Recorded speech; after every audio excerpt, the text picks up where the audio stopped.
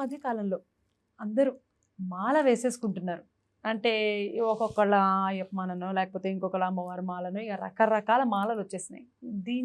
దీని గురించి మీరేమంటారు గురుగారు? అంటే ఈ మాల వేసుకోవడము అంటే మీ ప్రకారం పూలదండ వేసుకోవడమా? దీక్ష తీసుకోవటం. దీక్ష ఆ. దీక్ష స్వీకరించడం. ఇప్పుడు మనకి ట్రెండింగ్లో ఉండేది ఏదో దుర్గా దీక్ష అంటూ, అవును. తర్వాత ఇంకా అయ్యప్ప స్వామి దీక్ష అయ్యప్ప అంటూ, దీక్ష. తర్వాత ఆంజనేయ స్వామి దీక్ష అవును. అంటూ, తర్వాత ఇవన్నీ కొన్ని సుబ్రహ్మణ్య స్వామి దీక్ష అని, అరోహర దీక్ష అని ఇవన్నీ ఉన్నాయి. అవును. కావుళ్ళు అని మోసేవారు పూర్వంలో, మీకు తెలుసో తెలీదో. కావిడి అని అంటే సుబ్రహ్మణ్య స్వామికి ఇలా స్ట్రెంత్ గా పెట్టుకొని పెట్టుకొని మోసుకొని, దాంట్లో గంగా ఉంటుంది, ఒక దాంట్లో జలము, ఒక దాంట్లో పాలు, పూజ సామాగ్రి, దాన్ని మోసుకొని వెళ్ళి సమర్పిస్తారు. నార్త్ ఇండియాలో మహాకాల్ ఏదైతే ఉజ్జయిన్ మహాకాల్ ఉంటుందో అక్కడ కూడా గంగా నది వాటర్ అంటే నర్మదా నది నుంచి నీళ్లు తీసుకొని అక్కడ వరకు పాద నడుకలో వచ్చి ఆ నీళ్లు పోసి వెళ్తూ ఉంటారు శ్రావణ మాసంలో. ఇవన్నీ కూడా దీక్షగా ఆచరిస్తారు. అప్పటికప్పుడు ఇవి ఉన్నాయి పూర్వం నుంచి, అంటే కొన్ని వందల సంవత్సరాల నుంచి ఇవి ఉన్నాయి. అయితే ఇప్పుడైతే ఏదైతే వచ్చిందో ఈ మాల అనేది వేదంలో కానీ, ఆగమ శాస్త్రాల్లో కానీ, సంప్రదాయాల్లో కానీ లేదు. కేవలం ఇది మన మానసిక తృప్తి కోసం, మనము ఆచరించడాని కోసం, మనము కొన్ని రోజులు ఏదైనా దీక్ష అనేది స్వీకరించాలి కాబట్టి దానికోసం మనం అది తీసుకుంటూ ఉన్నాం. ఇక్కడ దీక్ష అనగానే చాలా వరకు వస్తాయి. దీక్షలో చూడండి, సన్యాస దీక్ష, సన్యాసత్వం స్వీకరించడం. సాంసారిక దీక్ష, సంసారంలో ఉండడం. బాల్య దీక్ష, బాల్యంగా ఉండడం. బ్రహ్మోపదేశం అంటే యజ్ఞోపవిత దీక్ష తీసుకోవడం, అంటే బ్రహ్మోపదేశం మంత్ర దీక్ష తీసుకోవడం. ఇవన్నీ దీక్షలే. దీంట్లో ఎక్కడ కూడా ఇటువంటి మాల దీక్షనో లేదో దైవ దీక్ష అని ఎక్కడ లేదు. వాళ్ళు ఏం చేసేవారంటే పూర్తిగా కూడా ఏదైనా రాజా మహారాజులు, మనం ఏదైతే ఇతిహాసంలో ఏదైతే పురాణాలు చదువుకోవచ్చామో అటువంటి వారు ఆ సమయంలో ఏం చేసేవారు అంటే, వాళ్ళు ఆ ఒక మహారాజు ఏదో దైవాన్ని మనం పొందాలి కాబట్టి అప్పుడు కుటుంబాన్ని వదిలేసి ఒక మంచి స్థలాన్ని ఏర్పరచుకొని అక్కడ దీర్ఘకాలిక తపస్సుని ఆచరించేవారు. మరియు ధ్యానంలో మగ్నమై భగవంతుని ప్రత్యక్షమయ్యేలా చేసుకునే కఠోరమైన తపస్సుని ఆచరించేవారు. తపస్సుకి దీక్షకి ఇంత డిఫరెన్స్ ఉంది. తపస్సుని ఆచరించేవారు, అప్పుడు దేవుళ్ళు ప్రత్యక్షమై వాళ్ళకి దివ్యశక్తి అనేది ప్రాప్తించేది. వాళ్ళు ఏం కావాలో వరాలు పొందేవారు, తర్వాత వాళ్ళు నార్మల్గా అయిపోయేవారు. ఇది అన్ని పురాణాల్లో మనం తెలుసుకోండేవి ఇవన్నీ. ఈ దీక్ష అనేది ఇక్కడ ఎక్కడ కూడా ఎటువంటిది ఇది లేదు. కేవలం వ్రతాలు ఉన్నాయి. వ్రతాలు అంటే 16 సోమవారాల వ్రతాలు, భవిష్య పురాణంలో ఈ వ్రతాలు వస్తాయి. అంటే అగ్ని పురాణంలో కొన్ని వ్రతాలు వస్తాయి, తర్వాత నారద సంహితలో కొన్ని, నారద పురాణంలో కొన్ని వ్రతాలు వస్తాయి.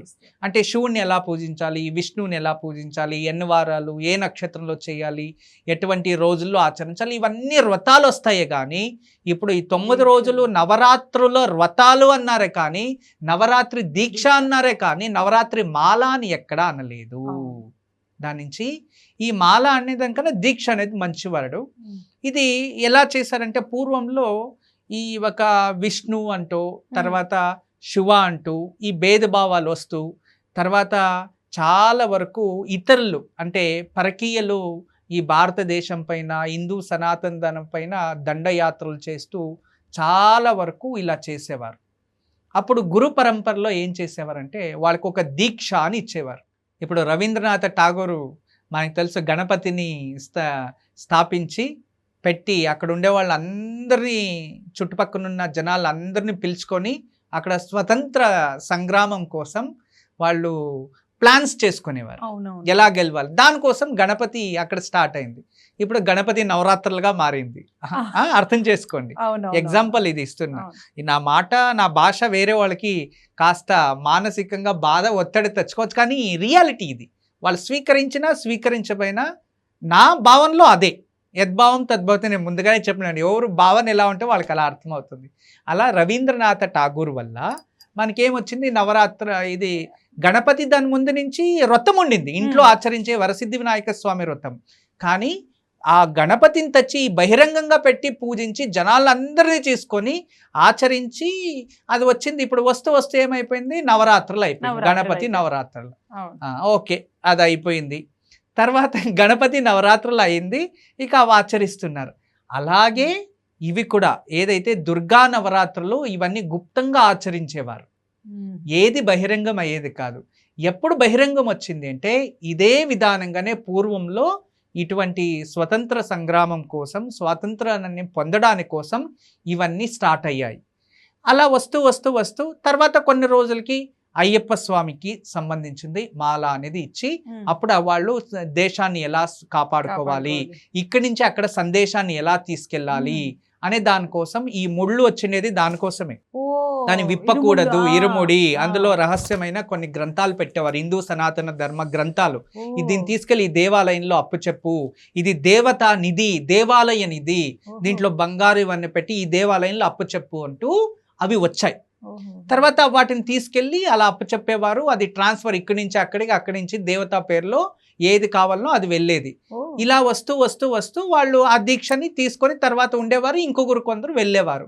ఇలా జరుగుతూ దాన్ని జనాలు అలవాటు పడుతూ వాళ్ళు చేస్తున్నారు కదా, నేను యజమాని ఉంటా, నేను మాల వేసుకుంటా, నేను ఒకడే వెళ్ళి వస్తే అందరికీ డౌట్ వస్తుంది కదా, నలుగురు జొత్తులో చేర్చుకొని దేవుడి పేరు చెప్పి నేను ఈ దీంట్లో ఏదైతే గుప్తం ఉందో దాన్ని ఎక్కడ చేర్చాలో అక్కడ చేర్చడానికి నేను ఉపయోగం అవుతున్నా, ఇక్కడ జనాలకి భక్తి మార్గాన్ని చూపిస్తున్నా అని ఆ గురువులు అలా ఇక్కడి నుంచి ఈ మఠాల నుంచి ఆ మఠాలు, ఆ మఠం నుంచి ఇంకొక మఠము, ఇలా జగద్గురువులు వీళ్ళందరూ కూడా ఇలా వాళ్ళని అనుసరించి వాళ్ళకి బోధించి ఈ పరంపరని తీసుకొచ్చారు. ఇలా పరంపర స్టార్ట్ అయ్యి అది ఆటోమేటికలీ మాలగా స్టార్ట్ అయింది. తర్వాత దాన్ని చూసి ఓం శక్తి మాల అని ఇంకొందరు సృష్టించారు, అది స్టార్ట్ అయింది. తర్వాత శివశక్తిని ముందు నుంచి ఉండింది, దానికి మండల దీక్ష అని దాన్ని ఆచరించేవారు. తర్వాత ఆంజనేయ స్వామి దీక్ష అని స్టార్ట్ చేశారు, బజరంగ దళ వాళ్ళు అది స్టార్ట్ చేసింది. అది కూడా మన స్వతంత్ర సంగ్రామం కోసమే, అందరినీ జనాలు ఒక చోటు చేర్చి మనం ఇలా కాపాడాలి అని. అదే విధానంగా ఇలా అన్ని రకాల వెంకటేశ్వర స్వామి, అది మా తిరుపతి అటువైపు నుంచి వచ్చినది, అది కూడా సేమ్ ఇదే విధానంగానే. అప్పుడు టిప్పు సుల్తాను వీళ్ళందరూ కూడా ప్రాబ్లం జరిగేది, దాని నుంచి వాళ్ళు అందరూ ఒకేసారి దేవాలయానికి వెళ్ళాలి కాబట్టి గుంపుగానే వెళ్తే మనకి ఎటువంటి ఆపదలు జరిగేది కాదు అని ఇలా దీక్షగా ఉండి మనం వెళ్దాము అని యాత్రల కోసం ఇవన్నీ మాల రూపంగా చేయడానికి ఒక సైకలాజికల్గా మరియు ఒక వైజ్ఞానికంగా మరియు దాని వెనుక ఎన్నో రహస్యాలని ఒకవైపు నుంచి ఇంకొక వైపు తీసుకెళ్ళడానికి మరియు స్వతంత్ర సంగ్రామం కోసం మరియు నాలెడ్జ్ని స్ప్రెడ్ చేయడానికి ఇటువంటి మాల దీక్ష అనేది ఏర్పడింది. దాన్ని ఇప్పుడు కూడా అలాగే ప్రజలు ముందుకు తీసుకెళ్తున్నారు. ఓకే, సో దీని వెనకాల ఇంత పెద్ద స్టోరీ ఉందంటే ఎంత ఆశ్చర్యంగా ఉందో, ఇన్నాళ్ళు మనకి తెలియదు ఆ విషయము. సో మీ ద్వారా తెలుసుకున్నాము.